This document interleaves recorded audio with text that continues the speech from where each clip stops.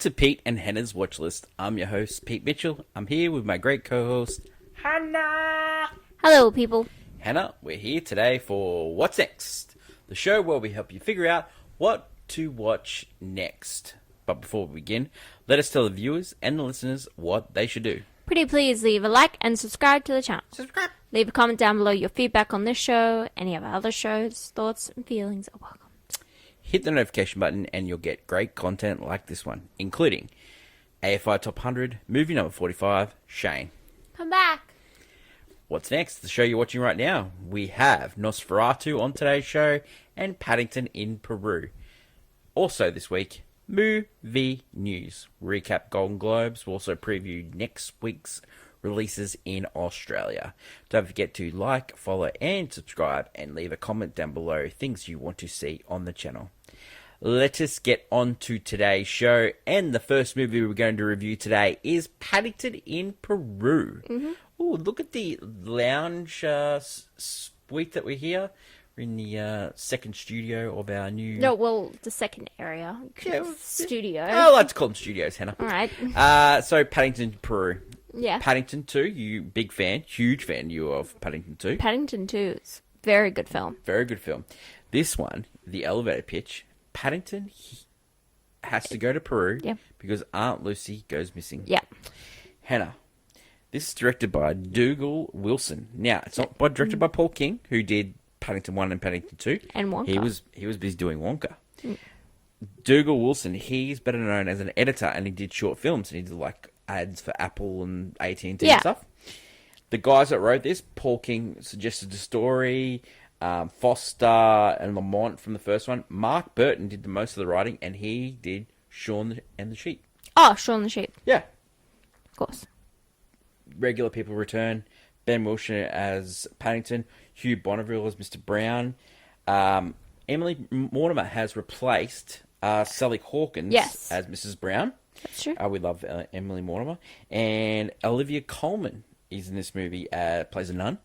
Hayley Atwell plays Mr. Brown's boss. That's like a little cameo thing, because she's barely in it, but then you see her and you're like, oh, yeah. Captain Marvel. And Captain Carter. The great Antonio Banderas is in this movie as well.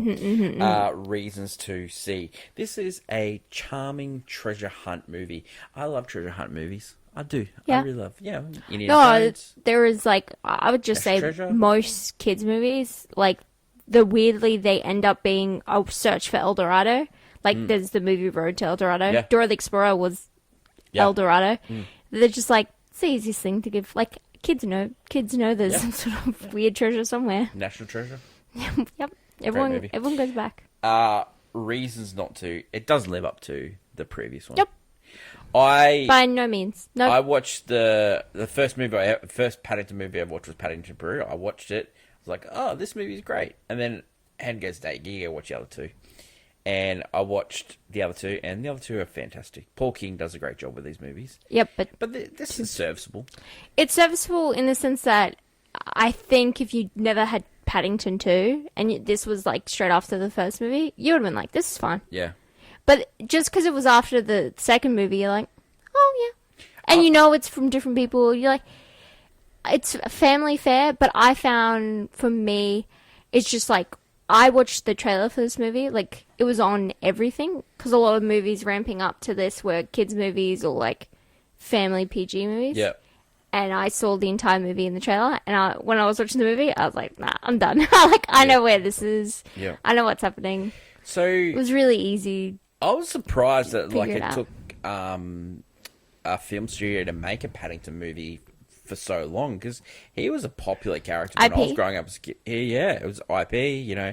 The little toys always going around the trench coat. When you go to the train station, there's the whole gift shop is just filled with the bear. I was really surprised it took it, and they finally came to the party and they've done a good job with it. Yeah, I mean, you could say there was a lot of different IPs that had either one movie in their entire lifetime and turn out Tintin's finally coming into the public domain, but it had that one good animated movie and then the TV show, and it's never really, no one's ever tried to adapt it again. Yeah. Well, Yeah, no, and now it's back in the public domain. no. Now it's Spielberg did a. yeah, that's what I meant. The movie, the Yeah. TV show, Yeah. nothing else.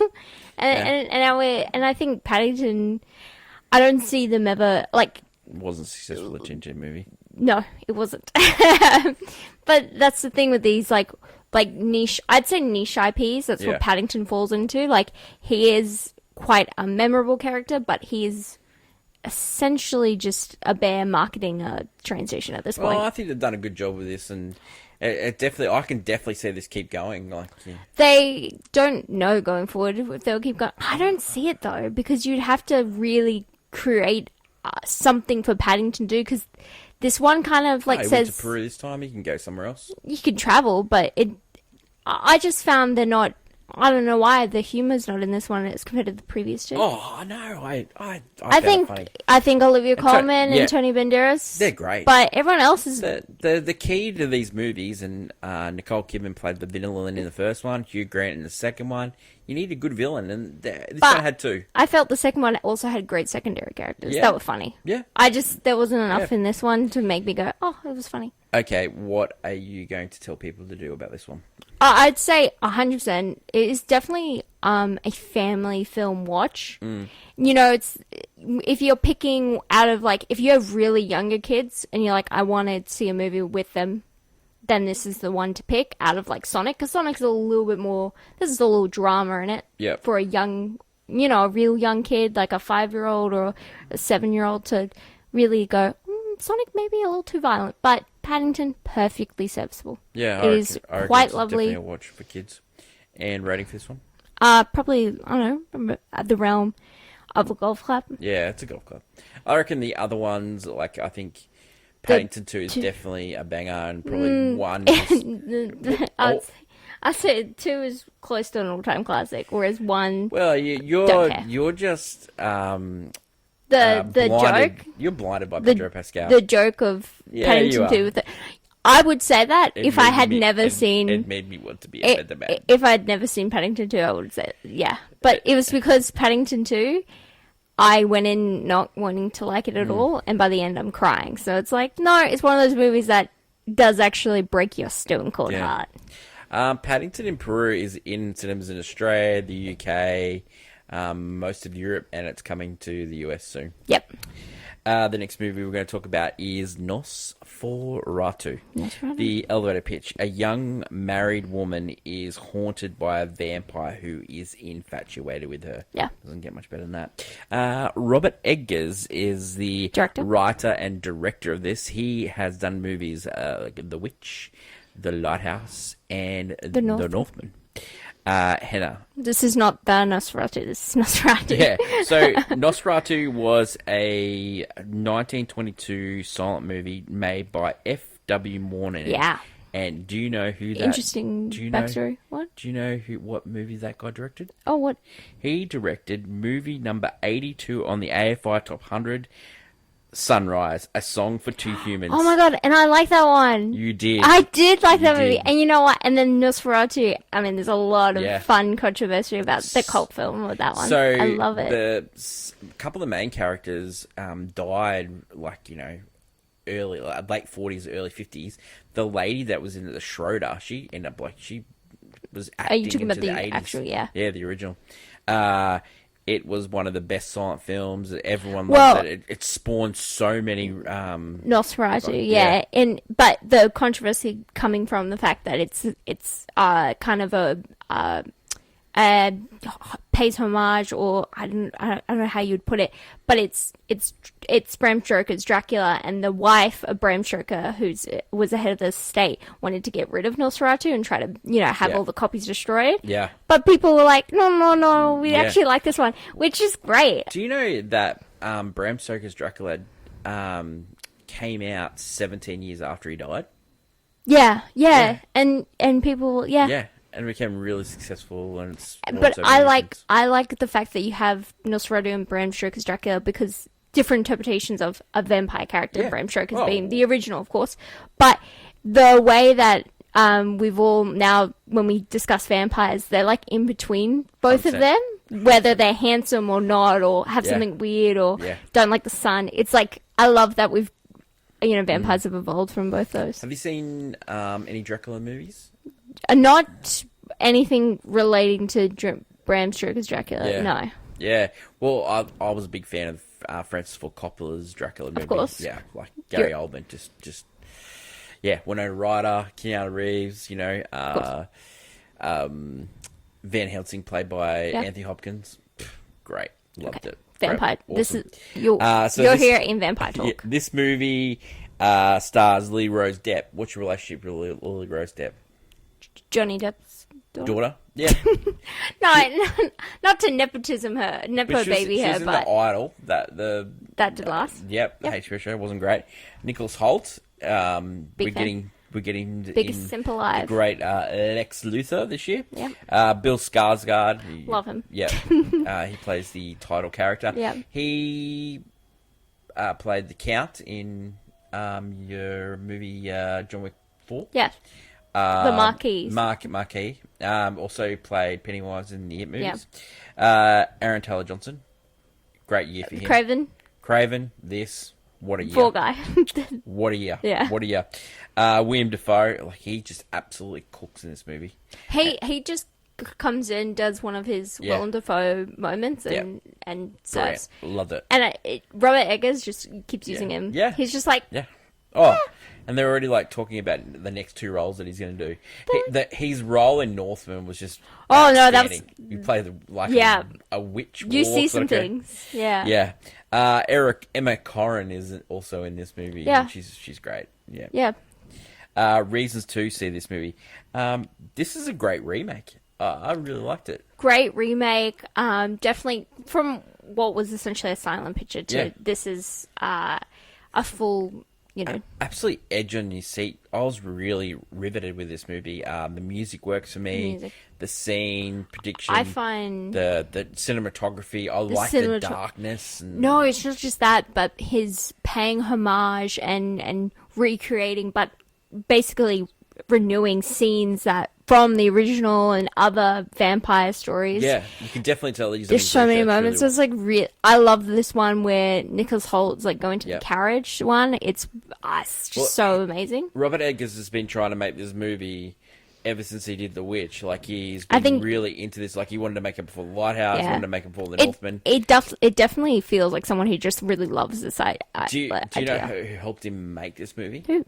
Christopher Columbus, who did Home Alone and other Harry Potters and stuff. And so he different vibe. Gave him great advice in this movie. He's a great filmmaker, Christopher. Yes. And he shoots he did a great job with Millennium Man, when Robin the Robin Williams robot movie. Great movie. I never want to relive that movie. I never want to relive that. The way he shot Home Alone is absolutely... It's so highbrow for a kid's movie. Not just a kid's movie. It's thriller trash. Yeah, it's 100%. But it's the way he shot it. So he helped him with this, and Robert... says that the film looks as good as it does because Christopher Columbus gave him some good pointers here. This movie, reason not to, it is not your sexy type of vampire. This guy's a gory, definitely not one for the faint of heart. This is not... I feel also, for people who don't like this sort of genre, it feels like a slow burn at times, especially the start, before you get into Nosferatu's full contract thing or his 3 nights thing. Nosferatu gets back to the town. Yeah, until there's the connection between Lily Rose Depp's character and Nosferatu.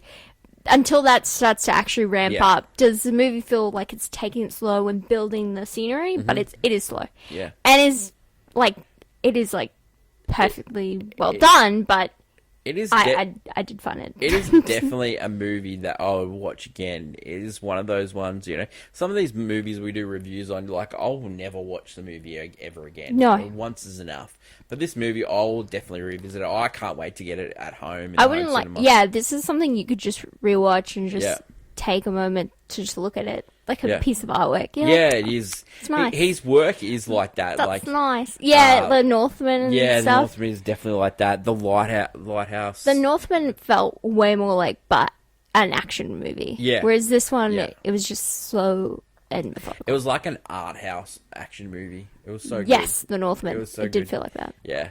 I saw that multiple times. This, you know what, this movie, because there's a part with a vampire on a boat.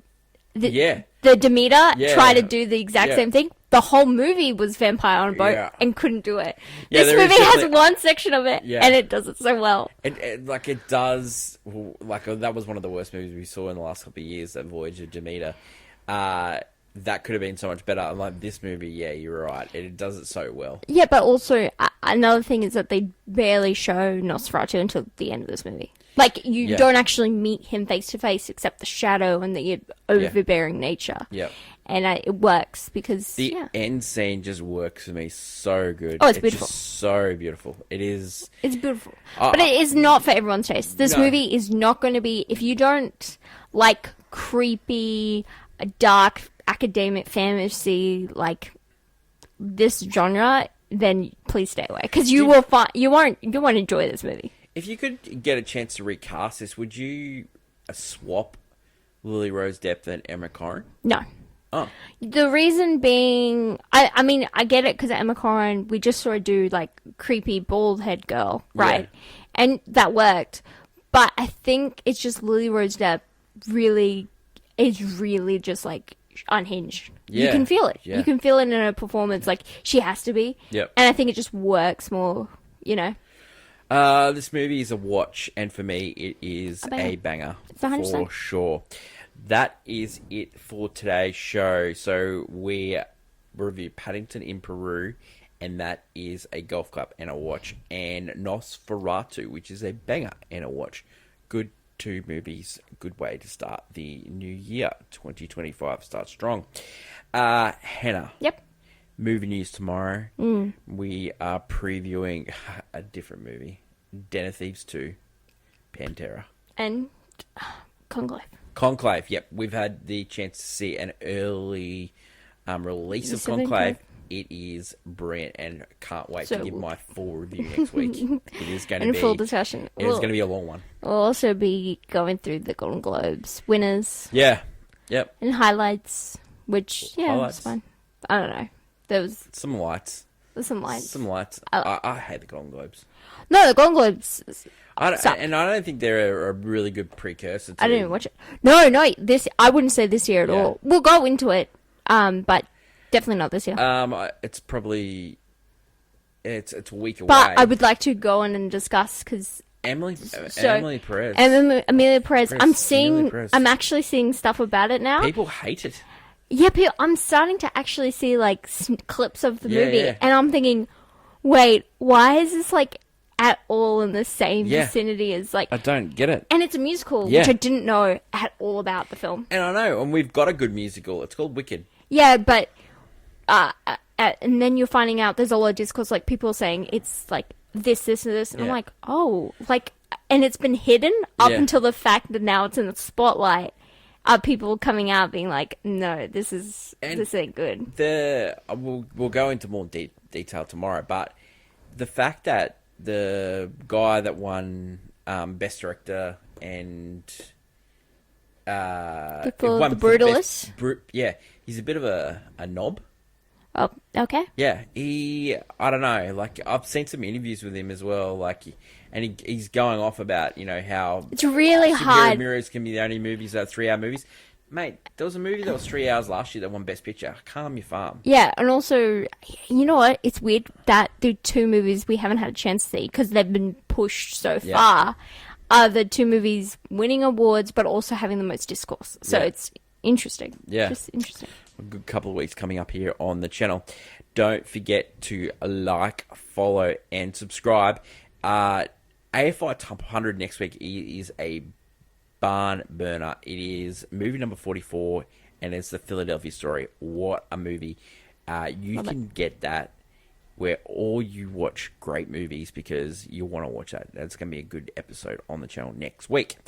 Don't forget movie news tomorrow and Golden Globe recap. Also reviews and previews. And we bring back the blockbuster game. I currently lead 25 games to 22. and that should be huge this week on the channel. That is my lovely co-host Hannah. This is live from the Watchlist Studios, and long live cinema. Until we meet again, it's bye for now. Bye.